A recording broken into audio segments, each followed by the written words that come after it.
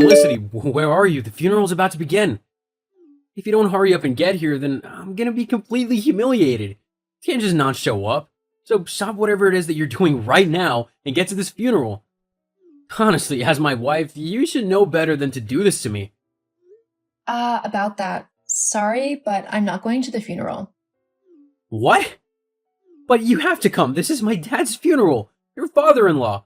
Can't just miss it. I demand you get here right now. Well, actually, considering that none of your family actually like me and they all told me that they didn't want me to go to the funeral, I don't think I have to go at all. They did what? Yeah, I was talking to them yesterday and that's what they all said. Well, I didn't hear anything. When did they say that to you anyway? I mean, I was with you and my family the entire time yesterday, and I don't remember them saying anything like that to you. To be honest, I think you're just making it all up.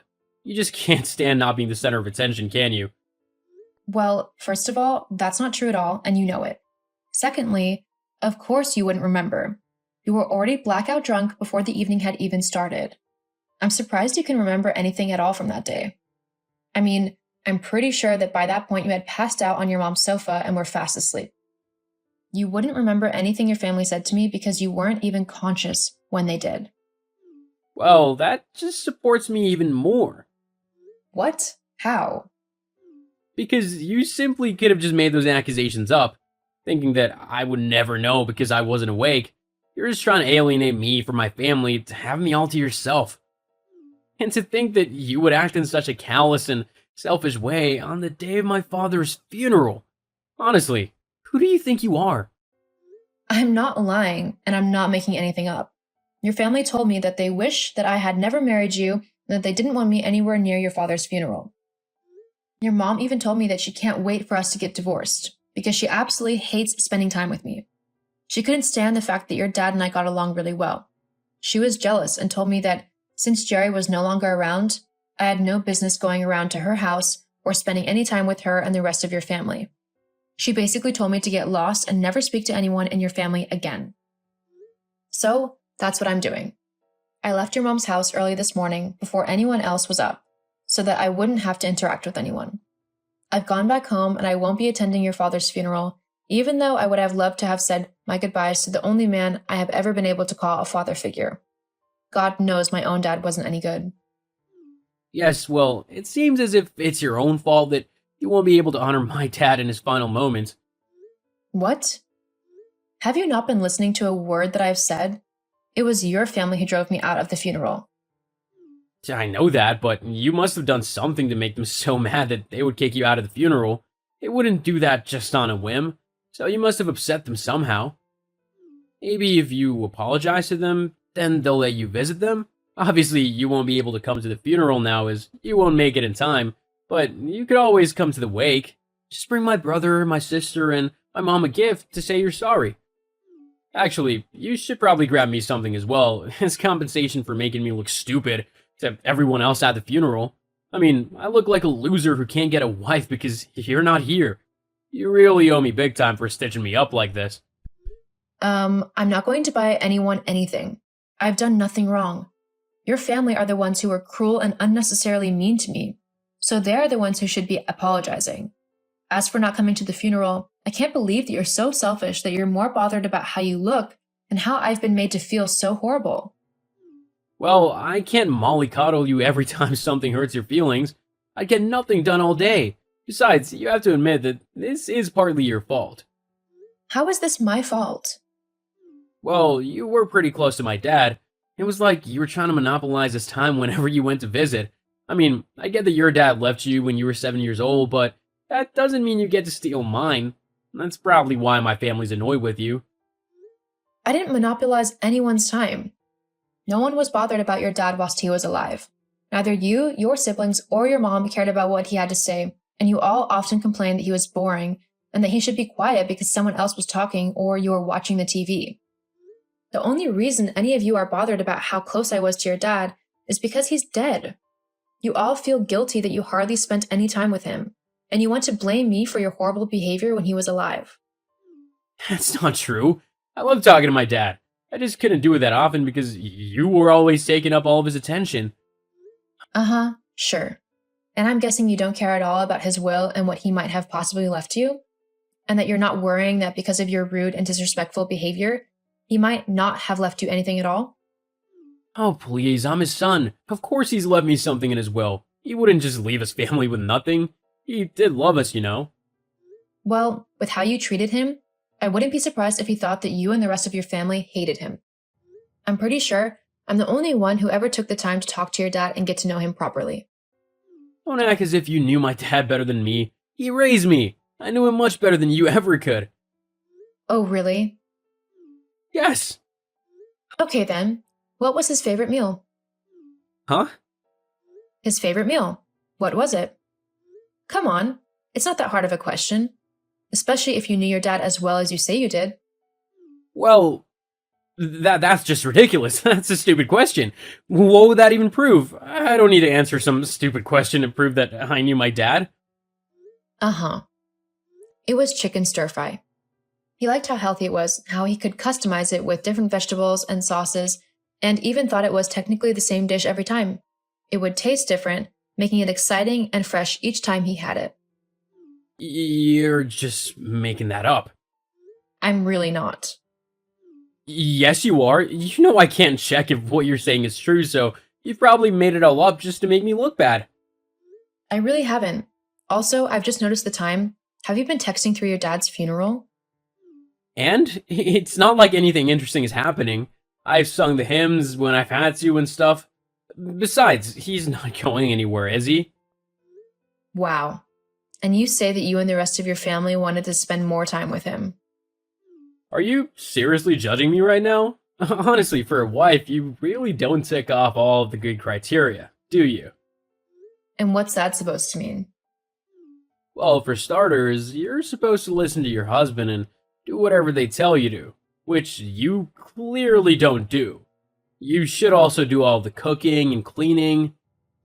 Have we gone back to the 1950s all of a sudden? I mean, honestly, I'm not just someone that you can order around and have follow your every command and whim. We live in the 21st century, in case you haven't noticed. And thankfully, women have fought long and hard enough that they can have their own lives and opinions, and they can do whatever they want, regardless if a man says they should or shouldn't. Ugh, don't go on at me with all that feminist rubbish. I really can't be bothered with it all. Well, like it or not, I'm an independent woman and I won't be ordered around like a maid. Whatever, I'm going now. The funeral is finally over, so I'm gonna go and get drunk with my family at the wake. Don't bother messaging me because I won't answer.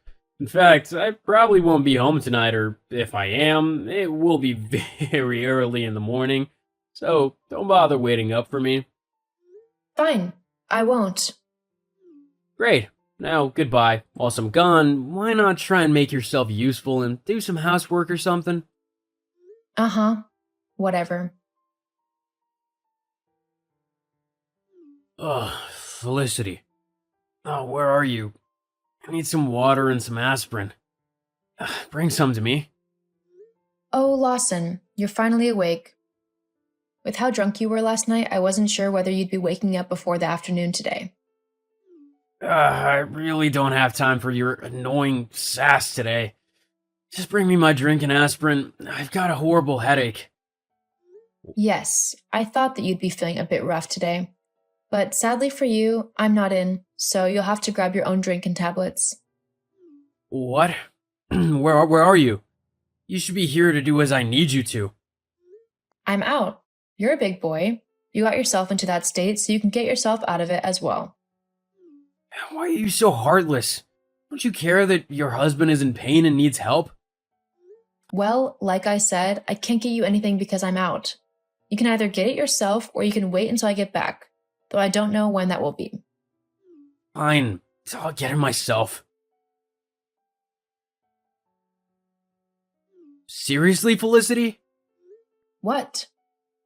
What do you mean, what? You were home all day yesterday and you couldn't even be bothered to do some cleaning? What kind of wife are you that you don't even tidy the house a little bit? The house isn't that messy. I mean, sure, I didn't do a deep clean yesterday, but I think that's okay considering I was also in mourning for my father-in-law. That's just an excuse. You didn't come yesterday and you can't even handle the dishes? What were you doing all this time? I was looking into your mysterious girlfriend. Huh? Oh, didn't think I knew about that, did you? I don't know what you're talking about. Really? Well, Jessica will be disappointed that you've forgotten her so easily, especially considering that you've been seeing her for the last few months. She'll be truly heartbroken. But I suppose the best thing for me to do is to let her know that you don't know who she is and that you want nothing to do with her. No, wait, don't tell her anything. How would you even tell her that anyway? How? Well, I'm sitting right next to her. That's how. What? Oh, you definitely weren't expecting that, lol. What do you mean you're sitting next to her? How do you even know where she is? She wasn't that difficult to find. I mean, you work with her, for God's sake. It wasn't exactly rocket science. Although I will admit that it's quite curious how she had no clue about me, almost like you never mentioned that you were married to her at all.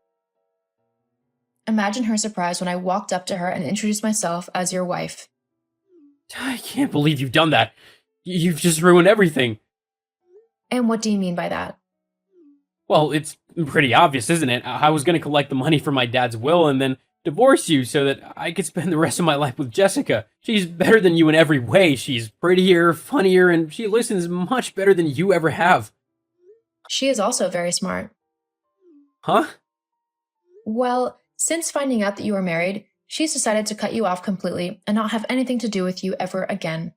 She said that if you are willing to lie to her about something like that, what else would you lie to her about? She wants to be in a relationship with someone who respects her and who will treat her right, not someone who will cheat on her the minute another woman comes along. I would never do that. You did to me. That's different. You were boring and hard-headed, and to be honest, you've let yourself go quite a bit. Excuse you, I have not let myself go. You're bigger than when we first got together. By, like, a few pounds. Still. Wow, I can't believe you. How did you find out about Jessica anyway?